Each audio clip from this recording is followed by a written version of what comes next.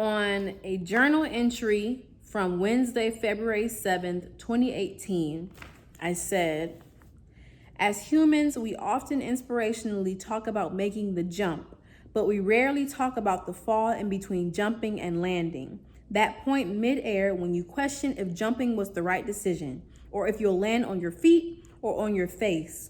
We become less confident than we were when we leaped and kissed that ledge goodbye.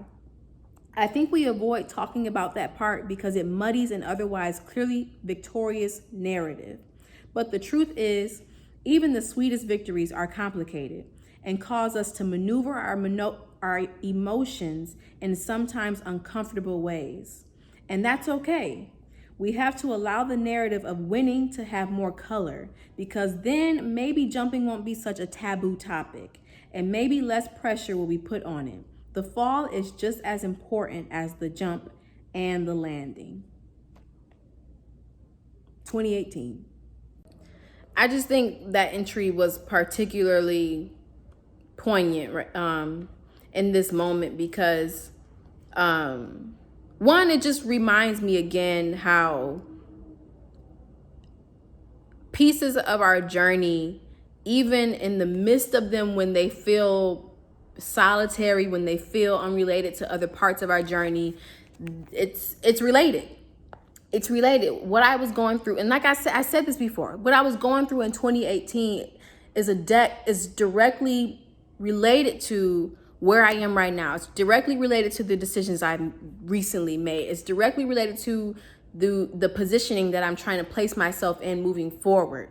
I'm in this entry, I was just talking about the leap of leaving my parents' home, like moving out of my parents' home, finally finding a professional opportunity after undergrad, going back to New York City after a failed first time in New York City, if you know, you know. And having the optimism, going to work this job where I knew the pay wasn't going to be great, but it was a chance. It was an opportunity. It was something to do. And at the time I said yes to it, I was so excited. I was ready for this new beginning, right? But then there's that falling in between. There's that falling after you jump, but before you land. And you're like, whoa, did I just make the right decision? Like, did I make the right decision? Should I have just stayed up there where it was safe, where I was comfortable? Or am I really about to fall on my face and make a fool of myself? And it's wild because I feel like I'm back in that falling phase. Like, I feel like right now I'm falling because, I'm coming up on another end of the month. Well, actually, it's the beginning of the month, but I'm already thinking about the end of the month and paying rent for another month. But for myself, I really want to be able to pay 2 months of rent at once. So I'm thinking about that. And I'm like, ooh, like, how am I going to make this work? Like, okay, I wake up every day in this apartment and I'm happy. Like, I'm thoroughly happy to live here. I love waking up, walking to my clean kitchen, walking around, feeling my energy everywhere, feeling me every time I walk in, and knowing that other people feel that, So I'm happy with that, right? But I still question it because this was a big leap. This was a big leap in abundance, and it's not just the apartment, but it's the whole life that I tell myself and I believe that I deserve that comes along with living here. It's the new life that I know that I deserve. And I said, screw it. Like, I'm going to jump and I'm going to reach for it.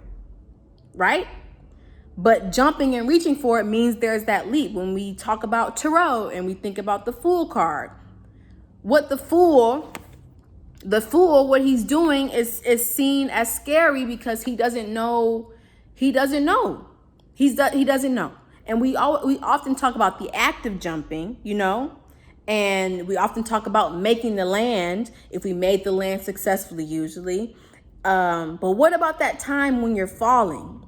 What about that time when you're falling and you're like, like, should I have just stayed up on that ledge? And the thing is, even saying that question out loud right now sounds wild to me because no, The answer to me is never going to be, yes, I should have stayed up on that ledge. No, I shouldn't have just stayed comfortable because I knew what everything was there.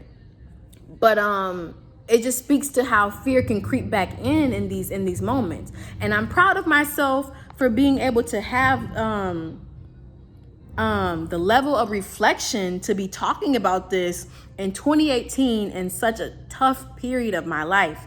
At the time, I really felt like I didn't have many spaces to express autonomy and to fully live in myself outside of the pages of this book and a few other notebooks. And now I'm at a space where I'm like, screw it. Like, I don't care who feels a way about it, but I'm going after my higher me. I'm going after my fuller me. And I'm in that fall right now. And yes, I've been documenting the fall. I'm sure to people's incorrect perceptions of what they're seeing from me sharing my journey, that it looks like, oh, Sierra's landed already. She always gets what she wants. She's so lucky, da da da da. Now I'm mid-fall. I am mid-fall right now. I am mid-fall in so many ways. And I'm trusting that I'm going to land on my feet. But also, here's something else. I'm trusting that I'm going to land on my feet, but I'm understanding and I'm accepting and I'm extending a certain amount of grace to myself, that I know that if I do fall on my face, I'm still going to get back up, and it's going to be a part of my overall story. I'm not going to let my fear of falling on my face keep me on a ledge that I know I've outgrown. Hello? I'm not going to let my fear of what other people might think about me if they see me fall on my face, which we all do. We all fall on our face. Some of us are just more, not even going to do that. We all fall on our face though. Sometimes you see the fall, sometimes you don't see the fall. It's whatever. Everybody has the entitlement to show you what they choose to show you from their life. I don't want to join in on, like the current social media icky thing where everyone feels entitled to know everything about everybody without having actually done the work to be in community with these people. I don't want to be demanding that somebody who I haven't actually done the work to know and to love and to understand. I don't want to be demanding from that person that they show me, you need to show me your L's. No, I don't want to be that person, because I don't agree with that. I don't agree with that approach. But I just wanted to come on here and say, like, I'm falling right now. I'm in my fall. And I'm praying that I land on my feet. And it's scary. It's scary. My birthday is tomorrow, and I'm not even really over here in my house excited. You know what I'm saying? Like, I'm turning another age tomorrow, and I'm sitting here like, am I going to pull this off? Am I going to pull this off? Am I going to be able to make this work? And I'm recording it to share with y'all, because I think there's something, and apparently I have also thought that there is something to be said about the fall. There is something to be said about the fall. There is something to be said about the fall. And I think right now, where I am in this journey, I'm just gonna focus on falling. I'm not even gonna be too extended energetically on, well, how am I gonna land? That will happen when it happens, and that is wild coming from me, because I like to have the whole story planned out, plus the beginning of the story after that. And so this is growth for me. This is growth. Now, rigid, outdated mindsets might lead you to believe, oh, that's foolish. Oh, that's stupid. You need to know everything. We're not as in control as we think. We're not. And the more I accept that, and the more I live in the now, and the more I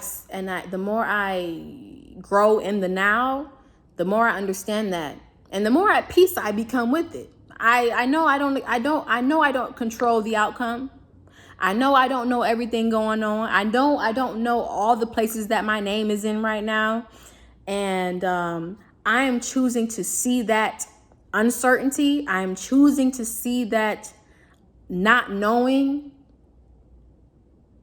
as beautiful potential, as beautiful possibility, and not something to be afraid of. Because I know what happens when I see it as something to be afraid of, and then I start operating out of that fear. And I also want to say really quickly, I understand that fear is a human emotion.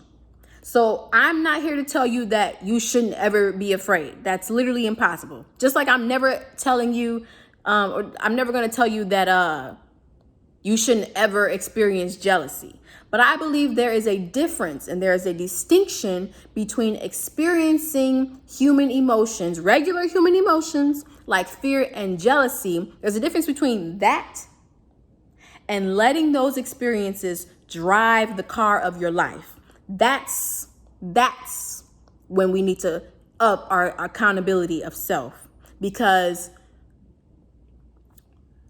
the former allows you to be accountable for the growth you still need to do in order to process these emotions. The latter is going to place the entire impetus on an outside party. It's gonna place the entire thing on whomever you choose to be jealous of in that moment, and what they have and what they've done and what you see they have, what you see they've done. And now you are overly affected by them. Actually, you're overly affected by your perception of them, instead of thinking about, well, where is this bitterness coming from? Where is this emotion coming from? How do I engage with this emotion in a way that's going to be helpful and beneficial to my overall journey? And I don't even know how I just got here in the conversation, but I know I needed to say that. So anyways, if you're falling, one. If you are thinking of jumping, and if you're scared because you're like, well, I don't know how the jump is going to end, I'm going to challenge you to reframe.